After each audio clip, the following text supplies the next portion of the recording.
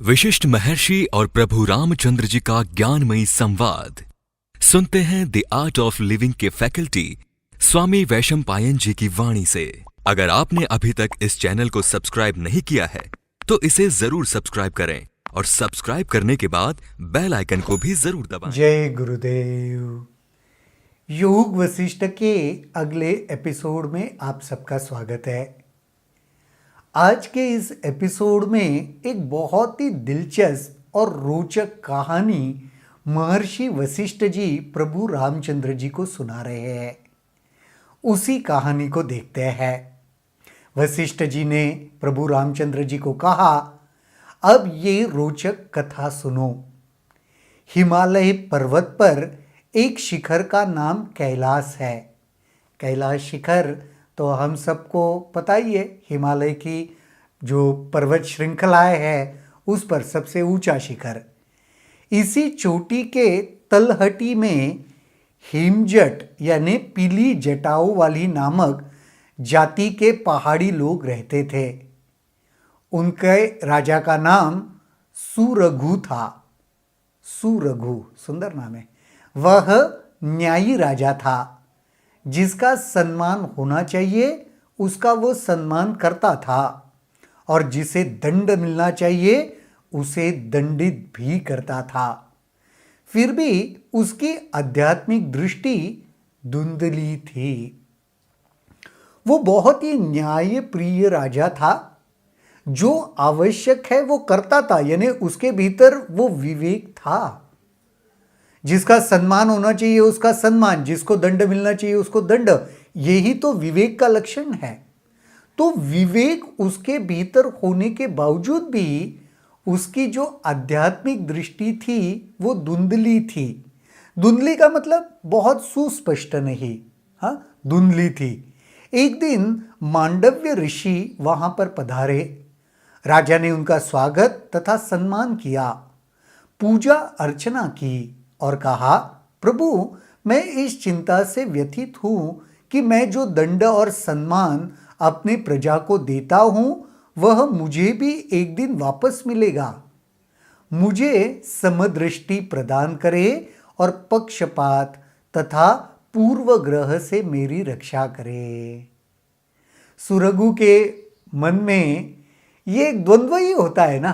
काफी बार न्यायप्रिय राजा होने के बावजूद भी उसके मन में ये एक शंका थी कि क्या ये जो मैं सम्मान देता हूं, क्योंकि ऐसे कहते हैं ना, कर्म हमारी ओर घूमकर दोबारा आ जाते हैं।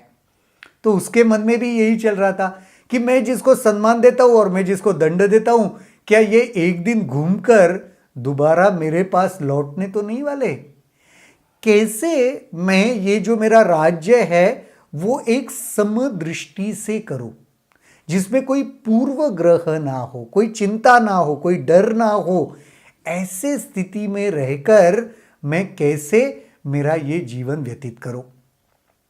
मांडव्य ने कहा, यदि कोई आत्मज्ञान में दृढ़ता पूर्वक स्थित है तो उसमें जो ज्ञान उत्पन्न होगा, यदि उसे वह आधार बनाकर स्वप्रयास करे तो सभी मानसिक दुर्बलताएं दूर हो जाएगी। आत्मज्ञानी होने के अलावा दूसरा कोई चारा नहीं है। जब आत्मज्ञान हो जाएगा तो वो ज्ञान को जो सहारा बना देगा ना, फिर उसके भीतर कोई दुर्बलता, कोई कमजोरी नहीं रहेगी। आत्मा में अनुसंधान करने से मन की व्यथा दूर हो जाती है। जब आपको आत्मज्ञान प्राप्त हो जाए और आपकी चेतना असीम रूप धारण कर ले तो आपका मन संसार में मलकुंड में नहीं गिरेगा। आत्मज्ञान प्राप्त होने के बाद ये सांसारिक जो है ना चीजें, उसमें आप लिप्त नहीं होगे, उसमें आप गिरोगे नहीं, उसमें आप अपने आप को उलझा हुआ नहीं पाओगे। तो मांडव्य ऋषि भी यही कह रहे, आत्मज्ञानी हुए बगैर दूसरा कोई रास्ता नहीं है। जब तक व्यक्ति अपना सब कुछ नहीं छोड़ता उसे आत्मज्ञान प्राप्त नहीं होता। अब आत्मज्ञान प्राप्त करने का वो तरीका भी बता रहे। क्या कह रहे जब तक सब कुछ छोड़ नहीं देता तब तक आत्मज्ञान प्राप्त नहीं होता।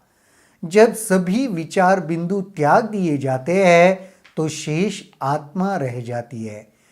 जब सभी विचार बिंदु, सारे विचार, सारी इच्छाएं, सब कुछ जब आप त्याग देते हो, छोड़ देते हो, उसके बाद जो शेष रहता है उसी को आत्मा कहते हैं। यह बात इस संसार के जीवन के लिए भी सत्य है।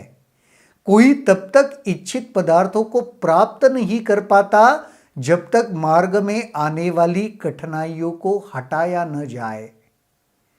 संसार में भी अगर आप कुछ चाहते हो तो वो तब तक नहीं मिलता जब तक वो मिलने के बीच में जो जो कठिनाइयाँ आती है ना, उन्हें आप हटाते नहीं हो। क्योंकि वो कठिनाई जो सांसारिक जीवन में जो वस्तु चाहिए उस तक आपको पहुंचने नहीं देती, तो आपको क्या करना पड़ेगा? कठिनाइयों को हटाना पड़ेगा, तब जाके आप उस चीज तक पहुंच पाओगे। कोई तब तक इच्छित पदार्थों को प्राप्त नहीं कर पाता जब तक कठिनाइयों को हटाता नहीं है। आत्मज्ञान के मार्ग में आने वाली कठिनाइयों के संबंध में भी यही बात है। जो सांसारिक चीजों को प्राप्त करने के लिए जो रूल है ना, जो सीक्रेट है ना, वही सीक्रेट आत्मज्ञान को अगर आपने वो टारगेट, वो गोल समझा तो उसके बारे में भी लागू पड़ता है। जब मांडव्य ऋषि चले गए तब सुरघु ने इस प्रकार सोचा, जिसे हम मैं के नाम से जानते हैं वे क्या है? मैं पर्वत नहीं हूं और न पर्वत ही मेरा है। मैं पहाड़ी जनजाति का भी नहीं हूं, न पहाड़ी जनजाति मेरी है। यह नाम के लिए मेरा राज्य है। मैं इस धारणा को छोड़ देता हूं, मैं राजधानी को छोड़ रहा हूं। न मैं इस नगर में हूं और न ये नगर मेरा है। यह मैंने इस धारणा को भी छोड़ दिया है। अब मैं पारिवारिक संबंधों को भी त्यागता हूं कि ये मेरी पत्नी है और यह मेरा पुत्र है। तो मैं से जुड़ा हुआ जो जो कुछ है ना, वो सुरघु त्याग कर रहा है। जो जो चीजें, जो जो व्यक्ति, जो जो पद मैं से उसे जोड़ रहे हैं, उन सारी धारणाओं को, उन सारे विचारों को वो त्याग कर रहा है। अब इस शरीर पर विचार करता हूं। मैं इसमें स्थित रक्त मांस आदि जड़ पदार्थ नहीं हूं, न ही हाथ पैर और कर्मेंद्रिय हूं। जन्म और मरण का जो मूल कारण मन है वो भी मैं नहीं हूं। न मैं विभेद करने वाली शक्ति विवेक हूं और न अहम भाव हूं। शरीर के ऊपर जब उनकी दृष्टि गई तो उन्हें यह भी महसूस हुआ, मैं ये रक्त मांस, हाथ पैर, कर्मेंद्रिय ये सब नहीं हूं। ना मैं ये मन हूं जिसके वजह से जीवन चक्र चलता रहता है। ना मैं अहम हूं, ना मैं विवेक हूं। ये सारे धारणाओं से भी मैं परे हूं। तो अब बचा ही क्या है? जो रहा वह अज्ञानी जीव, परंतु यह भी कर्ता कर्म में फंसा है, आत्मज्ञान या चिंतन के विषय में नहीं। इसलिए जो कुछ ज्ञेय है यानी अर्थात पदार्थ है उसे छोड़ दो। अब जो शेष बचा है वह है विशुद्ध चेतना, जिसमें संदेह की छाया भी नहीं है। मैं ही असीम आत्मा हूं। ये सारे लेबल्स जब चले जाते हैं ना, इन सारे लेबल्स से जब हम अपने आप को अलग कर लेते हैं ना, उसके बाद जो शेष रहता है वही वह चेतना है, आत्मा है। इस सारे विश्लेषण जो हमने देखे उसमें सुरघु ने क्या किया? जो जो लेबल्स टैग्स होते हैं ना अपने ऊपर, मैं शरीर हूं, मैं मन हूं, मैं आत्मा, मैं अहंकार हूं, जो भी टैग्स अपने ऊपर लगे हैं वो सारे टैग्स को सुरगु ने इस सारे विश्लेषण में क्या बताया, हमने अपने आप को अलग अलग लेबल से पहचाना हुआ है। ये सारे लेबल्स को उसने हटा दिया कि मैं इस जनजाति का हूं, मैं इस राज्य का हूं, मैं इस पहाड़ का हूं, नहीं, मैं राजा हूं, पिता हूं, किसी का पति हूं, पुत्र हूं, ये सारे लेबल्स नहीं है क्या? मैं अस्थि हूं, मांस हूं, रज्जा हूं, मैं मन हूं, मैं विवेक हूं, मैं अहंकार हूं। सारे जहां जहां उसको लगा कि ये टैग्स है, ये सारे जो लेबल्स है, उनको उन्होंने हटा दिया। उन्होंने कहा कि मुझे अभी समझ में आ रहा है ये टैग्स में नहीं हूं।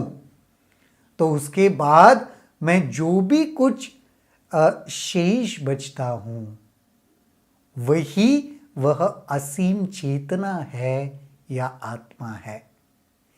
बहुत ही सुंदर रोचक कहानी। इस कहानी के ऊपर हमने भी जरूर मनन करना चाहिए। आज के इस एपिसोड में इतना ही। अगले एपिसोड में देखते हैं और क्या होता है। तब तक के लिए जय गुरुदेव। अगर आपके इस वीडियो को लेकर कुछ सवाल हैं तो कमेंट सेक्शन में जरूर लिखें, जिसके ऊपर हम आने वाले वीडियोस में चर्चा करेंगे।